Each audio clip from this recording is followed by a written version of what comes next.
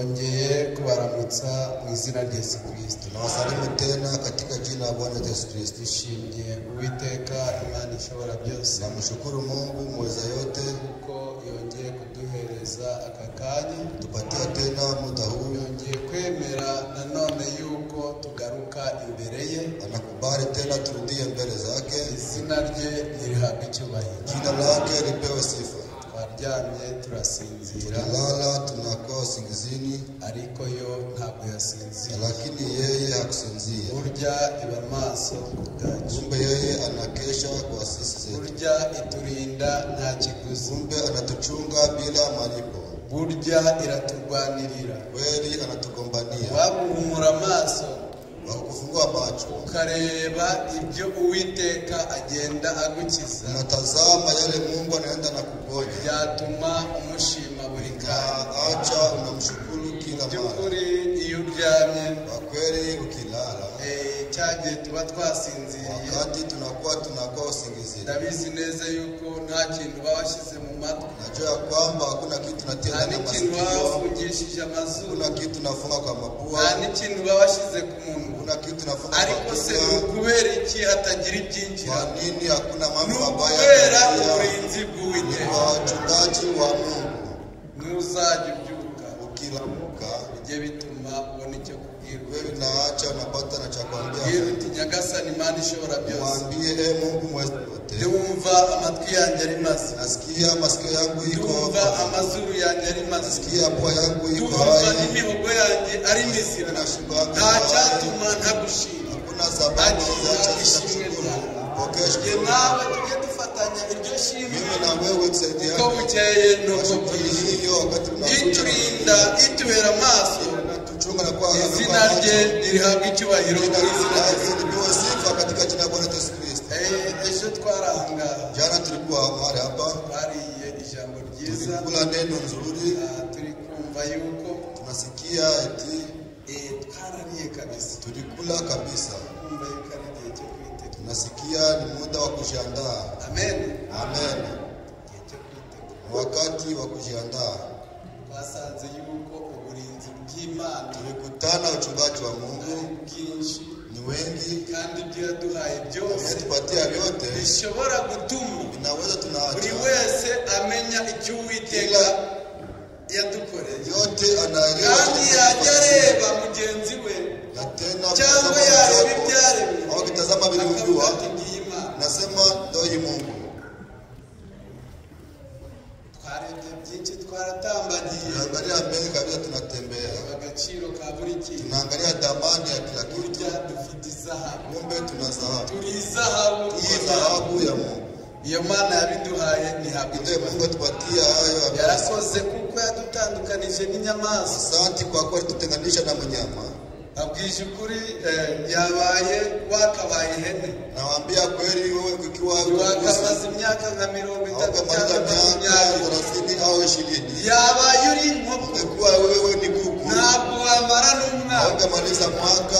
Abakora ku makampani Wenye y'amacikeni wanatumika kwa kampani ya kuku mbese wanaelewa. yabaye Imana yarakugize Mungu amekufanya nguluwe, wamaze imyaka 20, ungemaliza miaka 20. Uwiteka Imana yacu Mile wa ntihabwe milele icyubahiro apewe sifa, kuko yatugize kwa kuwa yeye atufanya kile tulicho. ibyo bijye bituma Vile vilikuwa vinasababisha ibyo washimira nakuwa na cha kushukuru mfalme wako. Imana ihabwe icyubahiro. Mungu apewe sifa. Barebye uburinzi bw'Uwiteka, Tuliangalia uchungaji wa Mungu, ugiremo umuntu, kama vile naomba mtu amuremera ahantu hatari, anamwambia ufasi hakuna mfupa, umubyeyi unapatia mzazi, nawe akaba umunezero. mtoto anakuwa furaha wa mzazi. Uwiteka ni Wa igitangaza. milele ni wa ajabu. Umugaragu w'Imana mwabibonye, Mtumishi mmoja akiangalia ati Uwiteka ni ya. anasema Mungu ni ya. Amen. Amen. Reka duhaguruke rero, Acha tusimame, dusome amagambo y'uyu munsi, tusome neno la somo la leo. ariko ntabwo tujya kuza twavuga Tena moja tulikuwa jana, reka dusome ijambo ry'uyu munsi, tusome neno la leo. dusanga muri Matayo Jana ndani ya Mathayo mtakatifu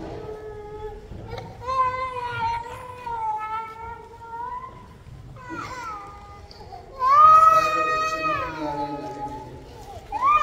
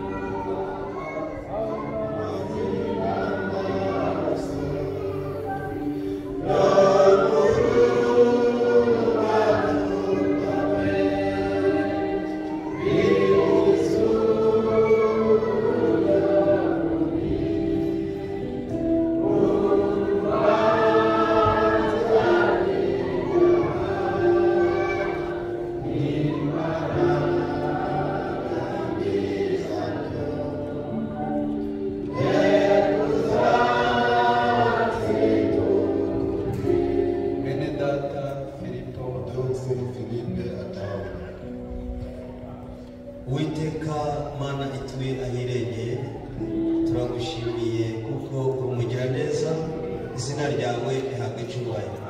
Ntabwo twarambirwa kuvuga izina ryawe, kuko isaha n'umunota uhora udukorera neza. Turavuze ngo izina ryawe rihabwa icyubahiro.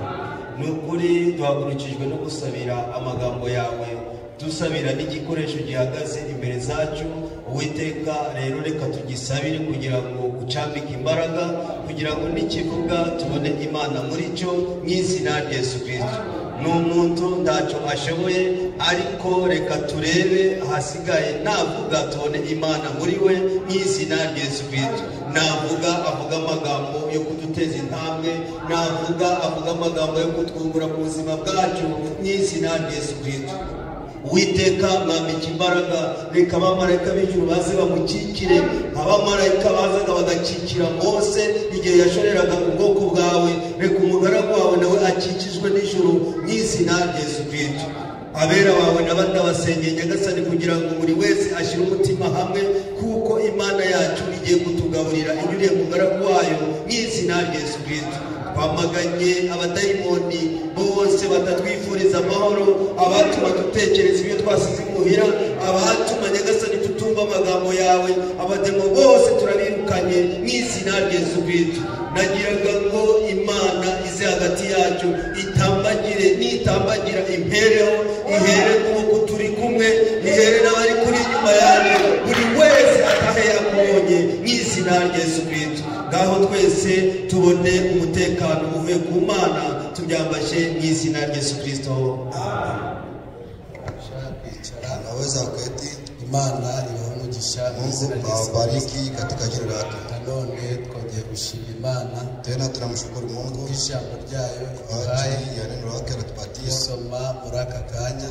Tunaomba muda huu Izina rye rihabwa icyubahiro. jina lake lipewe sifa. Ni umwanya tugezemo ijambo Ni ry'Imana. wakati tunafika wa kusikia neno la Mungu. Uwiteka yuko bene data batarahangaha ejo. Tunashukuru kwa kuwa ndugonye kwa hapa jana na bashiki bacu Uwiteka yabarinze Mungu aliwachunga, kandi twongeye kuganira guhurira kuri aya meza na tunakutania mezani hapa kwa kuzungumza inkuru ziwacu, habari za kwetu, kuko ari byo bikomeza abagenzi. ile ndio nashika inafanya nguvu wa wasafiri. Niho dukura imbaraga, Hapa ndipo tunatoa nguvu, niho dukura amavuta. hapa ndipo tunatoa mafuta. Icyatunezeza ntabwo ari ukurya ibyo Kinachofurahisha sio kula ya mwili, hapana. Icyadushimisha ntabwo ari ukurya chicken, Sio kula ahubwo umugaragu w'Imana Dawidi yaravuze ati Mungu. Daudi ikinezeza kikanshimisha kinachofurahisha sana nuko bambwiraga inkuru yo kujya imbere y'Imana. pia habari ya Natwe umunezero dufite nuko muri aka kanya twongeye kugaruka imbere y'Uwiteka n'ibiduhaye bihabwa icyubahiro. Burya rero ntabwo turi bujye kure y'amagambo twariho kuko iby'Imana ntabwo bisaza. Guhera mu gisekuru cya Efeso barabivuga, Simuruna barabivuga, Perigamu barabivuga, Tuatira barabivuga, Sardi barabivuga, n'abandi na Laodikiya barabivuga. Natwe uyu munsi nta n'ibyo tukiri, ibisaza bihora ari byacu. Iby'abantu nibyo biva ku ikoto, ariko iby'Imana bihora ari byacu. Yabiduhaye ntihabwa icyubahiro. Ibyo kurya byiza cyane, ibyo twumvise yuko ari ibyo kurya bihenze, ariko kandi by'ubuntu ku wabihaye agaciro. Amen. Iby'abisi birahenze, ariko iby'Imana ni iby'ubuntu. Kubera ko yabaye Imana yaraduciye amafaranga, niwe mukire wa mbere, niwe mukire wa mbere. Ubaze abantu bose bari ku isi ugakuba n'amafaranga buri wese yakagombye gutanga. Ngaho turebe amarushanwa, ninde waba umukire wa mbere? Ariko byose yabiduhaye.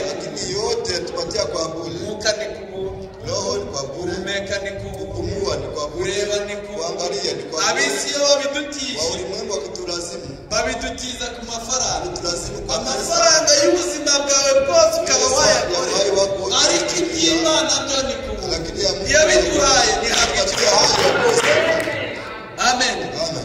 Burya ntabwo turi bujye kure nanone, reka twinjire muri aya magambo y'uyu munsi mu kanya gatoya. Turi bumare twumvise amagambo ahangaha, umuntu wacyuje ubukwe, mtu kabisa aliyekuwa na harusi.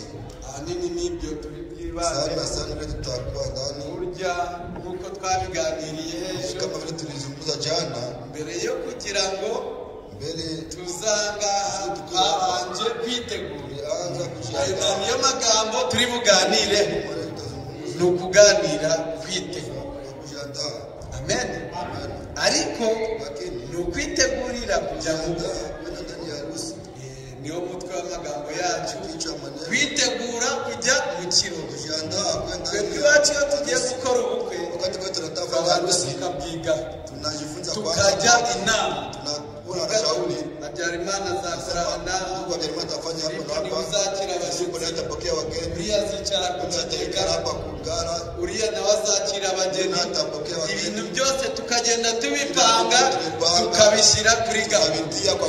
Ubukwe bwa Senyeri bwo rero yarabuteguye kera muri Yohana ibice 12, ariko ati dore ndagiye, ngiye kubategurira hanze. Mu rugo rwa data harimo amazu menshi, harimo inzu yanjye, harimo n'iyawe. Amazu ya muri iyi si yubakwa n'abantu benshi, nta n'umwe bashobora kuyishoza, ariko Uwiteka inzu yanjye, inzu yawe yayubatse wenyine. Bibiliya ivuze neza, umwana w'Imana niwe tabaza. Aba bakora amashanyarazi, ariko icyo gihe niwe uzaba uri kutumurikira.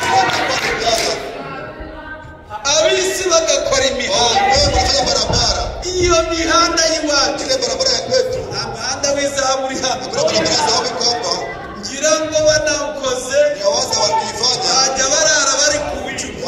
wanaonekana wanaishi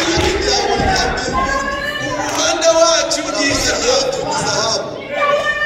mugabo umwe yaravuze ati Mtumishi mmoja anasema niba uri umujura hano kuri iyi kama yuko mwizi hapa uzajya mu ijuru hautaingia kubera ko mu ijuru kwa mbinguni ni izahabu ni dhahabu tu. ushobora kubona iyo zahabu Unaweza kuangalia dhahabu unaichimba. kumva ukuntu bihenze Unasikia kama ni vya thamani. iby'iwacu biraheza nabiduketeguriye nihabwa ikibazo Angalia hayo wakosi. mbega ngo biraba byiza Hata kama inakuwa dusomye amagambo y'Imana Dusome maneno umuntu mazuri. wacyuje ubukwe mtu aliye kabisa aho niho tugiye guhera amagambo yacu maneno yetu acyuje ubukwe alikuwa na harusi. hanyuma ngo ajya mu nzira Anaingia ndani ya njia, ageze mu nzira anafika ndani ya njia, ariko yagiye mu nzira nyabagendwa yashatse abantu bo kujya mu nzira alienda mu njia nyabagendwa ya kuingia ndani ya njia wa bari kawaida. babuteguriwe Walikuwa wanaandaliwa, bari babuze walikuwa wanakosa. amen Amen. abari babugenewe Walikuwa bari babuze wanaandaliwa, walikuwa buri wanakosa. wese yatanze impamvu Kila yote alipata sababu zake. Hanyuma? Baadaye hanyuma aravuga ati baadaye anasema ati mugende mwende, mujye kwa buhihi mwende kwa ndugu Buhihi, mugende mwende, mujye kwa mwende kwa Filipi, mugende Mwende. mujye mu gaturika Mwende ndani ya Gatolika. mugende mujye mu baporoso Mwende mu baporo. erega agakiza kari wokovu ak'abisirayeli ulikuwa ni wa Israeli. hanyuma uwiteka aravuga ati Baadaye nimugende mwende, mujye na hariya na pale, mujye na mwende hariya na pale. hanyuma rero Baadaye umukwe haza kubonekamo ndani ya harusi kunapatikana umuntu utambaye mtu mwenye avae, umuntu utiteguye mtu mwenye ajiandaye. ayo niyo magambo Ndio turi maneno buganire tutazungumza uwo kugira ngo yinjire hamwe n'abandi usitaingie na watu wengine. ntabwo yari yiteguye Yeye hakujiandaa, amen Amen. kuko iyo yabaye yari yiteguye alikuwa alishajitayarisha. yagombaga kureba uko abandi bambaye Angalia kama wengine wanavaa, erega imvugo ni imwe semi ni moja. umuntu wese uzazana imvugo itari Ataleta semi sio ya azaba watu, adasa nabi atakuwa kandi afanye, azaba atiteguye tena atakuwa ajiandae. amen Amen. dufite indamukanyo yacu Tuna salama yetu. amen Amen. iyo ni iniforume Ile ndio ni amen uniform. abisi ntabyo bafite Ulimwengu hawana hivyo. dufite n'amarenga yacu Na tuna ibyo ngibyo abisi ntabwo babifite ulimwengu hawana. uwiteka wabiduhaye burya icyo kikwereka yuko dutandukanye n'abisi Iko tofauti na ulimwengu. dufite iniforume yacu Kuna uniform yetu. no muri kampani uzajyamo Kama tutaingia uzabona umuseri utakutana ndugu, uzabona umuseri utaona ndugu dada afite imyambaro na mavazi itandukanye n'iy'abatwakazi tofauti na wao. amen iyo niyo niforume Ile ndio uniform. y'abana b'imana bagira itandukaniro ku Wanakuwa tofauti sana. nubona wambaye nk'abisi Tazama wewe uzamenye yuko umeze nka wa muntu bajugunye hanze Usiwe kama unakuwa kama ule mtu atuwa nje. uzamenye yuko utambaye nk'abana Kama wewe ufanye kama wengine. nawe igihe kizagera Tawadia. nusuzugura Izalau bazagusohora hanze hakutoa nje.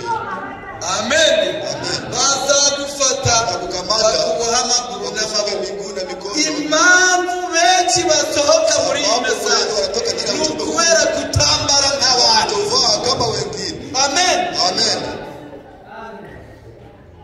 amen Amen. impamvu ahagarara ukabitindamo Sababu nasimama na kawia ndani. igihe cyagera ukajya Wakati guhengera nafikiria kuangalia nje. nzahura nawe Sasa nitaishi na vaa. Nzahebera ibi bisatsi Angalia vinywele hivi. zizageza ibimeshi Nanywesha hapa hata siku moja. erega ibyacu bifite itegeko Vyetu vina sheria. ibyacu bifite itegeko Vyetu vina sheria. kugira ngo wemere Kusudi wewe muri iri kubali shyamba ndani ya kikao hiki ya ndugu ni kutimiza ile sheria. amen Amen. hanyuma Baadaye igihe kiragera wakati nawadia, nyir'ubukwe ngo araza bwana harusi anakuja, anasema ati huyu mtu ndi kureba bose bamurebe bamutera amaso angalia, wote wanaangalia limoja na iyo macho. hagize umuntu uvuga runaka bose bahita Kama akivuka mtu wanasema mtu nawe fulani, wote baramurebye wanasema wakamwangalia. yuko aje Bwana aratanga harusi anatembea na angalia. Chantal Dada yuko sawa ndani ya ujumbe. uriya mwene data ameze Yule neza ndugu yuko sawa, anafanya vizuri. mureba imyambaro Usiangalie mavazi. uriya Yule yavuye hano wakati natoka hapa ndani ya hekalu usanga adasa n'abandi, nakutana hafanani kama wengine. hari n'abandi baza, Kuna wengine wanakuja bariya bameze neza, wale biko vizuri, uriya ariko lakini ule yeye yaje kwicara hamwe n'abandi, bikara pamoja na wengine ariko ni igipagani. ni mpagani. Ona yaje mu materaniro, ule wakati alikuja ndani ya kanisa yitondeye ageze, anajikeka yagera muri babandi lakini akifika ndani yao wanakuwa kama wale wanaangalia wewe ntabwo usa n'abandi, na wengine ni ukwifafira yari kujifananisha. yicaye, Alikuwa anaikala kabisa, anajinyenyekeza, alikuwa anajinyenyekeza kabisa na Mungu atia juu ya wengine. ariko Uwiteka arondora imitima, ntacyo twamuhisha. Tunachomuficha. Amen. Amen. Yeye wamuhungira, Utamkimbilia wapi? wamuhisha iki? Utamficha nini? Ko wahisha shehe, Unazificha ko wahisha shehe, buhiri, unazificha buhiri, ko wahisha Habyarimana. unazificha Habyarimana. Uwiteka wamuhisha iki? Kwa milele ndio kumficha nini? Hanyuma ngo araza, Baadaye anakuja. Wewe umva, sikia, wewe bose bahita bamureba, wote wanamwangalia. umva munsi, Mkuje ubuhama mumuvuge miguru n'amaboko, na mikono, hanyuma mumujugunye, baadaye tupe niho bazahekenyera wale amenyo, watasiaga meno, baramufasha, wanamkamata wanamtupa nje. dufite ikibazo muri iyi mesaje, Shida mujumbe huu turi kuganira, tunazungumza twitegura kujiandaa kujya mu bukwe. kuingia ndani ya harusi. Babwije ukuri, Nawaambia kweli, yenda n'undi azabivuga labda mtu mwingine atasema mu bijyanye no kwitegura, kufuatana na mu kujiandaa, bijyanye n'ubukwe, kufuatana na harusi hajya habamo ingorane, na kuwamo shida habaho no kurakara. na kuna kwamo na kukuwa na kisilani. Amen. Niyo mpamvu ubona Ndio maana naona usanga bamwe pamoja binjira ukabona bameze ukundi. wanaingia, naona wanafanya Yari igihe cy'ubukwe niko bigenda, wakati harusi ni mumenye yuko ari igihe cy'ubukwe. ujue kama ni siku Niyo ya harusi. mpamvu uzinjira umutima wawe ukabona utameze neza kuri mugenzi wawe, Ndani ya ndugu ni yako uko ari igihe cy'ubukwe. wakuwa ni wakati harusi. Amen. Amen. Yari igihe cy'ubukwe usanga intonganya zihari, Tena kuzozana yari igihe cy'ubukwe usanga amahanahana. tena kabisa shida ziko. Amen. Mujya mubire, ni igihe cy'ubukwe mwaba, Wakati wa harusi watu. ni igihe cy'ubukwe. Wakati wa harusi. Niyo mpamvu hari ibi bibazo Kwa byose. sababu kuna shida zote. Ubukwe Harusi hanyuma baadaye baramufasha, wanamshika baramusohora. wanamtoa nje. Nibyo nari ngiye kuvuga, Ndio nilikuwa nataka niseme, ingorane ihari shida inayo. muri ubu butumwa bwacu. Ujumbe huu Uraza ukareba mwene unakuja naangalia ndugu, wari bambaye neza, ulikuwa unavala vizuri, lakini ibifungo wabinyuranije, besi kabisa ariko ishati yawe ibifungo shati yako aho wakagombye kuyiringaniza ishati hivi. ngo wabibonye ute? Turashinzwe ibiki n'ibiki, ni ingorane nyinshi, Ni shida nyingi ni uko ari igihe kwa kuwa ni wakati wa harusi. byose bibaho. Yote Igihe vinakuwa wakati wa harusi.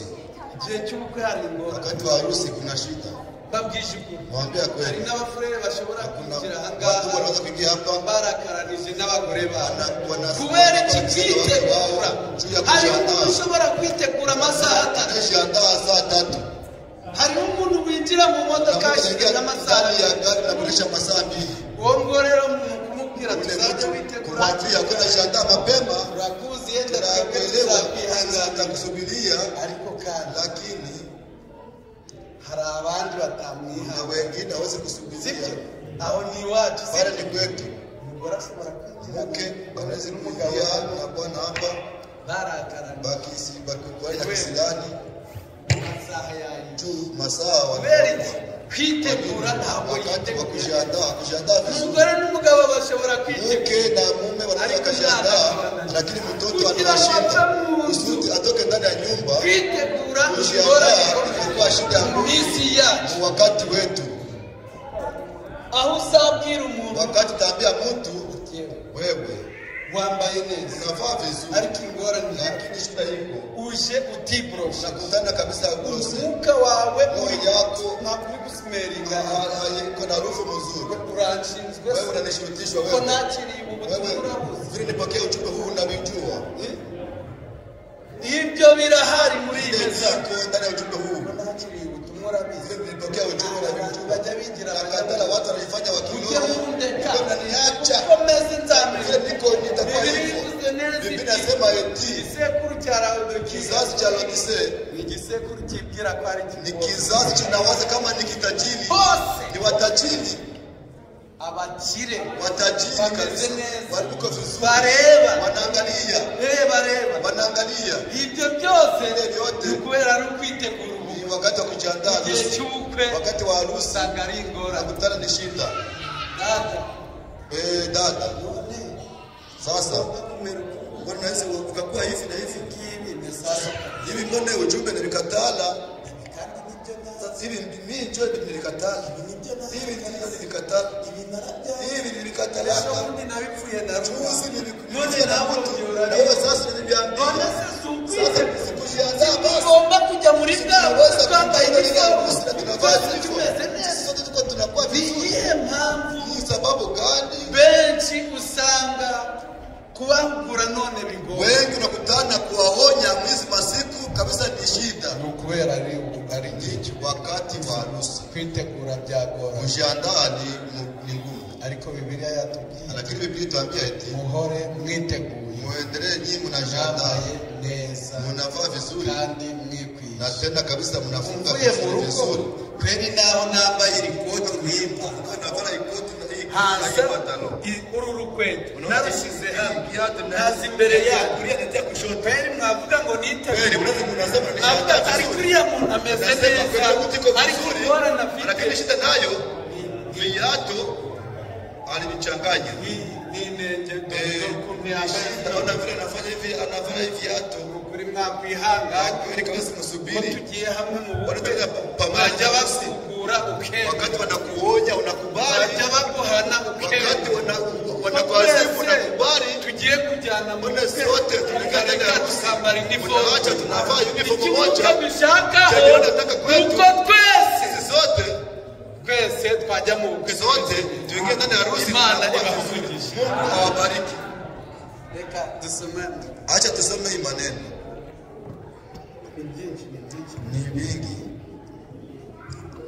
turi kuvuga ku kwitegura tunasema kujiandaa kadusome na gatabo karetre sirikare hii ni neno ya barua ya mzunguruko mugaragu w'Imana Frank mtumishi wa Mungu Frank aliyoandika urwandiko yatwandikiye nyaraka alituandikia na 19 2010 anasema eti kazi yetu murimo wacu ni kupaza sauti ni ukurangurura ijwi ya wito wa mwisho y'umuhamagaro w'igihe cya nyuma kwa kuleta ujumbe wa mwisho kuzana ubutumwa bw'igihe cya nyuma kwa watu wa Mungu. ku bantu b'Imana Mwumvise ukavuze mnasikia vile na neno muri abantu b'Imana muko watu wa Mungu nihagira umuntu usikomanga kwa mtu anashipika ndani ya muri kifua abantu be asemi muko watu wake watayinjira ujue yeye alitoka mwese muri kujia abantu wote b'Imana. muko watu wa Amen. Amen Muri Amen ab'Imana muko watu wa Mungu kazi yetu ni kupaza sauti umurimo wacu ni ya kurangurura wito umuhamagaro wa mwisho kwa kuleta ujumbe kuzana ubutumwa wa mwisho nyuma kwa watu wa Mungu ku bantu b'Imana katika mataifa yote yote abanyamahanga bose ya dunia, mu isi yose wote ambao wamezaliwa upya bose bavutse kupitia neno la Roho wa Mungu. binyuriye mu ijambo ry'umwuka w'Imana Twese twavutse ubwa kabiri sema sote kubera umwuka w'Imana. ya roho wa Mungu Uravuga ngo unasema eti nabawe hawa watu ni wako umwuka wawe wanyuze roho yako kweli inaweza kaniponya roho yako inaweza kaniponya niyihe mpamvu ni sababu gani guhugura abantu ubu ngubu bigoye kuonya watu leo kabisa niko shida kubera ko umwuka wabo wahindutse ni kwa kuwa roho yao ilibadilika wanatoka ndani ya njia bavuye mu by'abandi bagaragu b'Imana bavuga ndani ya watumishi wa Mungu wananena wanatoka ndani ya kuamini kugira abantu ababo wanataka kufanya watu wakwe wao bagira iminyago wanafanya yabo watu ariko murab'Imana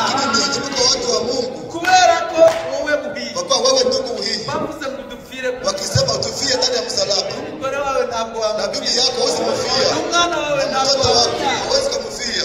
Naho waba umukunda Ingawa unampenda, bakavuga bati baramushinga wanasema natamuzika. ujyane mu ntabwo Wote pamoja hawezi kubali. none ni iyihe mpamvu Ni sababu gani gukura abantu muri iki gihe wote bigora? watu siku ya leo ni shida? Kubera ko Ni kwa kuwa ari abantu b'umubiri. ni watu wa mwili. Amen.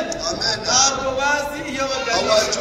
wanaenda Amen. na watu. Nagize ngo tuve imbere y'abantu Nataka tutoke ahubwo tujye imbere mbele ya y'abantu. watu. Tuve inyuma y'abantu tujye inyuma y'Imana ishobora iyo ntifite itangiriro ntifite n'iherezo.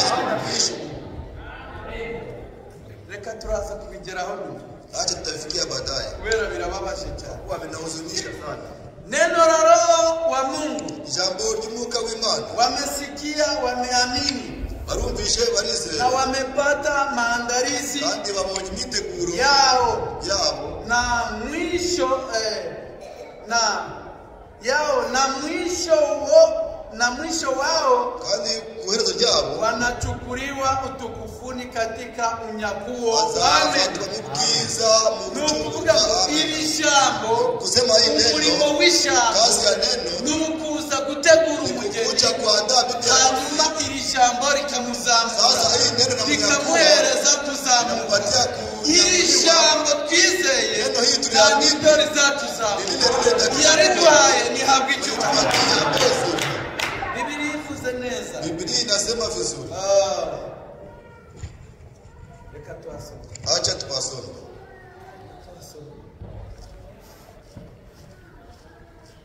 Maraki ibice 4. Malaki sura 4. Mwumve yuko muri abantu b'Imana. Sikie kama mko watu wa Mungu. Maraki ibice 4. Malaki sura 4. Mwumve ukuntu ijambo ryaje kudutegura. Sikie vile neno limekuja Amen. Amen.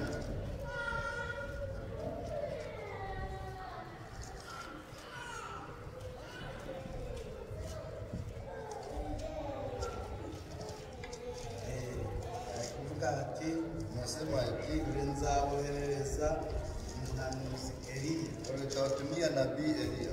umunsi w'Uwiteka uteye ubwoba. Siku wa Bwana inatisha bado kuja. Uwo azaza Yule atakuja. kizaba kimuzanye Kile kitakuwa kinamleta ni ugusanganya imitima y'abana. kutanisha mioyo ya watoto kwa ya baba wao. Umurongo wa 19. Sura 4 mstari 19. Amen.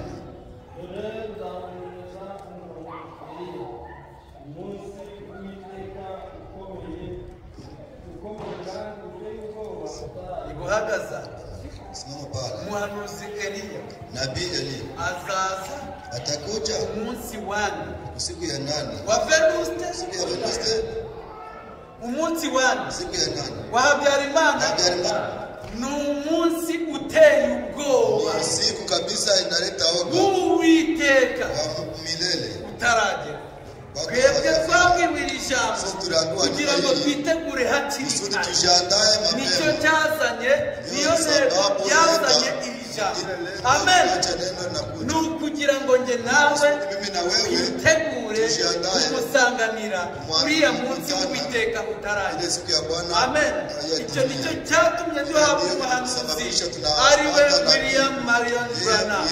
Bene data nashake yicare aho ngaho duhora tuhasomerwa buri gihe. Tunaendelea kupasoma kila mara. Tugere muri ku yandi magambo nanone Maneno mengine tena. y'umuhanuzi yanditse, Nabii aliandika ejo twayavuzeho, jana tuliyazungumzia, ariko kandi ni ukwitegura. tena ni kujiandaa. Ukuri ni ukwitegura. Naambia kweli ni wakati wa kujiandaa. Kwitegura biragora. Kujiandaa kabisa ni shida. Kwitegura byabaye Kujiandaa ingorabahizi. ni kabisa shida. Aho nshobora kwitegura Wakati naweza kujiandaa, hanyuma bambwira bati wakiniambia ati dore ye kagatotsi kakuri aka ka shida juu yako au ka tatizo ntabwo ari keza sio vizuri, kuko lakini rero ngiye wabona mimi unaweza ona ninavitoka ndani. benshi bahora ari ngiye babwira ngira Kila mara wanaambia vile mimi, byakabaye byiza ingekuwa vizuri umva ikizakunezeza. Mbona kile kitakufurahisha Nubaho nta ukiishi muntu ukubwira ngo waguye mu bila mtu kosa atakwambia unakuwa ndani ya ukora byose kosa, ukabona ari yote sawa. unafanya una wewe ni vizuri, Uzigere ntugire uzishidikanye wewe kabisa kubera ko ushibazie umwana w'Imana we mtoto wa Mungu cyangwa yoyote se umuntu wese au witeguriye mtu yote anajiandalia harusi agomba guhora yitwa anaweza kuwa wakati anajiandaa vyote viko ndani ya mstari. bivuze neza Biblia inasema hariya mu Bagalatiya pale ndani ya Wagalatia 5:20 ku mirimo ya kamere kazi ya tabia imirimo ya kamere n'imirimo kazi ya y'umubiri tabia na kazi ya roho. ibyo byose Ile yote ni ibyo kurya bitunganya bitegura cha kuandaa bibi kugira harusi ngo ajye ku murongo utandukanye by'umubiri utandukanye vya mwili na vya utandukanye na kiroho kamere tengane na ujye ku tabia ya murongo w'ijambo kimwili na ry'Imana. uingie ndani ya Amen. kiroho ya neno la Mungu. Bavuze ejo Jana ku bimenyetso birindwi sema kuishara 7 ntabwo twasomye hatukubisoma ni igihe umuhanuzi yeretswe kuri Laodikiya wakati nabii aliona wakati wa Laodikia yeretswe ku bimenyetso aliangalia ile ishara yeretswe ibintu birindwi kuri Laodikiya aliangalia mambo 7 wakati wa Laodikia yeretswe ibintu birindwi alionyesha vitu 7 ntabwo byose turabivuga hatutabisema vyote reka turebe ikimenyetso cya kabiri acha tuangalie ku ishara ya 3 ikimenyetso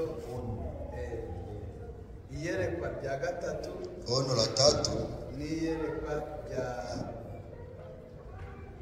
rya gatanu na ono la 5 ono la tano lilihusu mazingira ya siasa iyerekwa rya 5 ya siasa za ulimwengu ibintu by'isi kwa kuwa lilionyesha ya kwamba kutakuwepo na itikadi tatu. Byatweretse ko hazabaho ibintu bitatu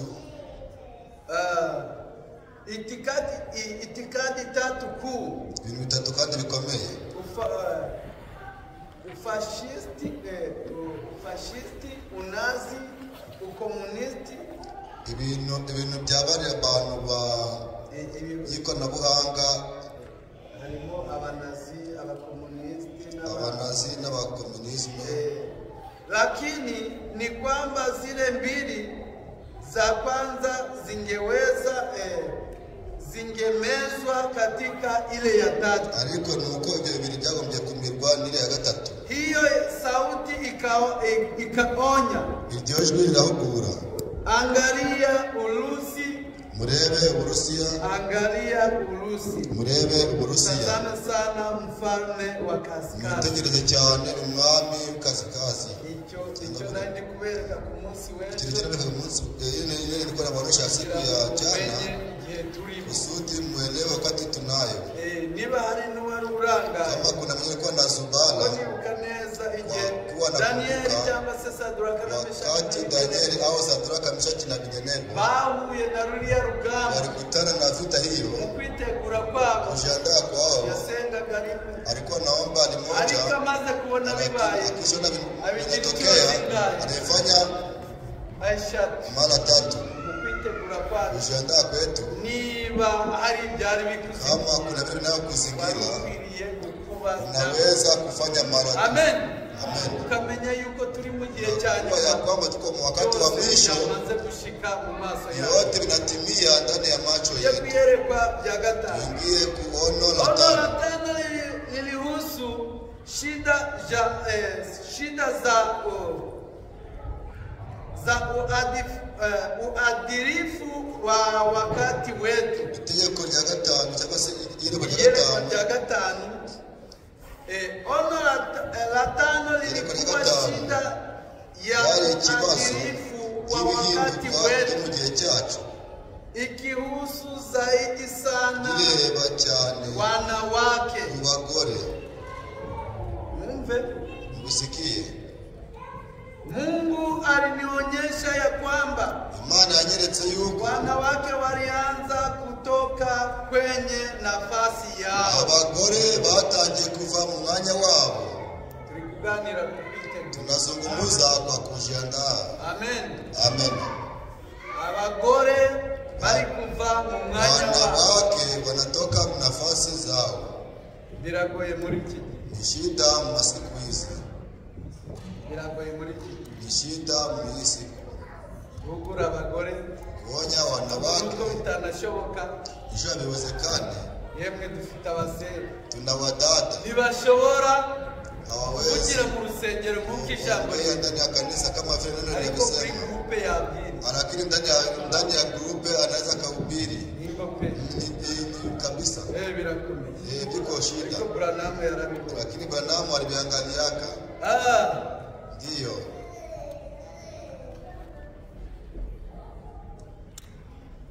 walianza kutoka kwenye nafasi yao, batangiye kwa mwanya wabo waliporuhusiwa kupiga sura. batangiye kwemererwa Baba ndio muri Amerika bageze bari wa Amerika walishafika. Waliporuhusiwa kupiga sura, bamaze kwemererwa kufunga isura, ndipo wakakata nywele zao, batanya no guca ibyao katika jambo zao, ambalo lilionyesha ya kwamba jambo ryerekanye hawakuwa tena chini ya mamlaka ya wanaume, lakini tena bari munsi y'ubushobozi bw'abagabo. walilisitiza wapewe haki, ariko babashiye kubyuza kugira ngo babashe guhabwa uburenganzira bwabo. bahawe uburenganzira bwabo. Amerika wanapewa haki wao. Namu yarabibonye Na Biblia namu aliangalia ibyo turimo uyu munsi. ile tuko ndani siku ya leo. Abyerekwa hashize imyaka ile ono kunapita miaka mingi, ariko biri mu maso yake, lakini biko ndani ya macho. Amen. Amen. Reka tugende. Acha tuendelee. Zao jambo ambalo lilionyesha ya kwamba hawakuwa tena chini ya mamlaka ya wanaume, lakini walisitiza wapewe haki sawa. Jambo ryerekanye ko bashaka uburenganzira bwabo, ariko ibyo byabasha gushitsa kugira ngo babe munsi ngo mamlaka nyingine sana zaidi ya haki sawa, birenze uburenganzira bwabo. Nibyo akaingilia picha ya mwisho, abasha kutegereza iyo foto ya nyuma. Niliona ilikuwa ni ya mwanamke, narabibonye byari by'umugore umwe aliyekuwa uchi, yari yambaye ubusa, akiwa tu na kijiaproni kidogo kama cha jani. Yari yambaye ubusa, afite utuntu tujya kugaragara Mutini. Niliona upotofu mbaya, yerekanye kupotera cyangwa kusigira cyane ya uadilifu wa ulimwengu mzima. Ni ikintu gihindura ibintu mu isi nzima. Wakati huu isi ulimwengu nazisema kama 80 kwa 100 inabomoa na wanawake. Mwingie kwa YouTube mtabitazama, anakuwa na wateja wengi mavide ya wanawake, lakini wanaume hazipate wateja. Akikuwa ndani mwanamke anapata wateja wengi. Yote unabii alikuwa alishatazama. Maneno tulikuwa tunazungumzia ilikuwa ni wakati wa kujiandaa. Ilikuwa kujiandaa. Kujiandaa kabisa ni shida, na mtu anajiandaa kicheka na kutana kingozi ya malangi na kamata kuini. Kumbe ulisahau kublosa. Vile vyote roho ya Mungu anasema eti tujiandae kabisa, mchafu yote tuwashe kutoa kusudi tuweze kuingia mbele ya harusi ya mwana kondoo. Tungevisema mnamna ya mrefu, lakini saa ni kidogo. Kugira ngo Yakobo mwambia kweli abone uriya murage apate ile mkule ulipi. Nao tukibisoma kugira ngo abone uriya murage, apate uliti wake, kugira ngo ashobore guhabwa uriya kusudi murage. awezi kupewa ile baraka. Yahawe ibanga na mama, Alipewa siri na mama yake. Anamwambia eti wewe jiandae. Asome n'itangiriro. Nisome vizuri ni Mwanzo. N'itangiriro ndakeka. Mwanzo na waza. Ne kuvuga ibitari byo. Siseme biliyomo. Burya byakabaye. N'itangiriro. Ni Mwanzo. Ibice 27 sura ya 17 mstari wa 5. Manuka kuri 16. Shuka chini kwa 16. Yakobo kugira ngo Yakobo kusudi apewe uliti, apewe baraka na baba. Mamaye mwambia eti ona mkubwa yako anaenda kuwinda. Anaenda kuwinda sasa. Baba yake aliniambia eti wakati nawadia anataka kupana baraka. Sasa na wewe nataka nikuibie siri. Ujiandae ibanga ili ikuwe na wewe. Usibiseme, ukibisema itakuwa vinakupotea. Amen. Amen. Hanyuma rero Anamwambia eti sasa genda wende. yagiye kuhinda. Wanaenda kuwinda. Kandi urabizi yuko abahigi baratinda. Unajua kama wendaji wanakawia. Baratinda wanakawia wanakuwa yuko na urudi na yama kugenda hariya hirya. Sasa enda pale uchinje kambuza kigari kaza. Ukisha ukalete. Nitakwambia siri. Nataka nikuandae vizuri. Sasa wale wenye nilikuwa mibaraka yako wale vingebadilika laana. Hapana, usikuwe na tatizo. Hivyo ndakubwira kile nitakwambia uiishi. Amen. Amen. Sasa anamwambia chinja kambuzi, pige kabisa sosi pia uiletee mzee. Vile utasema nitakwambia usinene vile. Kuja mwambie ninaleta ile mwito baba, ninaipata mimi. Sasa sina manyoya kwa mikono. Sasa yeye ni manyoya. Hata nikamata. Hapana. Reka mbabwire. Acha niwaambie. Tuko na roho. Mtetezi. Tuko na shida gani? Wewe uishi ndani ya neno. Roho iko. Akimaliza anamwambia alikuwa anakuambia leta mkono nigusie. Ukaleta kale kangozi ukatie. Kuya karibu mtoto wangu. Nasikia kabisa harufu ni Yakobo. Nasikia sauti ni Yakobo. Lakini harufu ni Esau. Mbona sauti ni Yakobo? Anabadilisha. Hapana baba. Anajaribu kusema kama Esau. Kama alikuja sijue. Kuja karibu nisikie. Nasikia hii mibaraka. Nataka bana wewe kuja hapa nisikie. Nasikia. Leta na ile mkono. Igikonjo. Anaileta. Nasikia ni yeye. Wakati nawadia, piga magoti, nataka kupatia mibaraka. Mwana wanje, mtoto wangu, abazapanga, batakukatala, bazavume, baraniwe.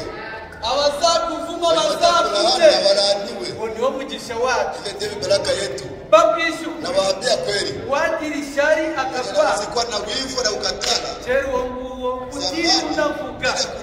Abayavuye mu murongo. Kubera ko iturinda. Tubereye amaso. Ukabona nijoro. Umwanzi wese uzapfa. Wewe unyamaza. Yahita bimubaha. Ukisema binazikuwa muda ule. Ukisema Mungu huyo moto. Uvuze ntabwo kanya byahita muda ule mwezi bikakuwa. Mkwe mnashazari kulaana. Uwo mwavu wari wowe. Ule mwezi laana nazaraniwa. N'ababyeyi bagira na wazazi wanakuwa tatizo cyo gutuka abana babo. Ya kukufuru wana wao. Kumukira nawe. Unaweza kumwambia vibaya na mkufuru. Na kubera ko turi abana b'umugisha bahawe umugisha arangije tireka murasoma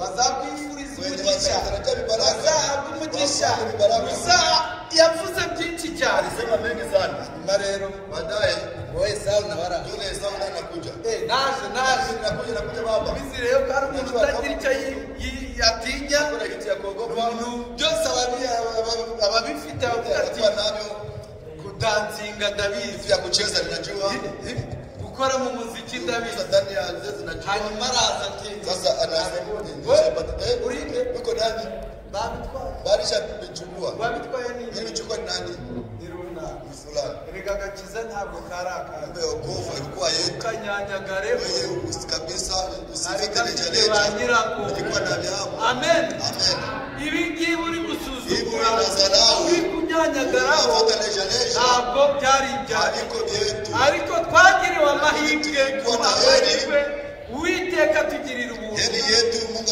hanyuma arabiduhera abiduha nta kiguzi abiduhereza ku buntu yabiduhaye ntihabwa icyubahiro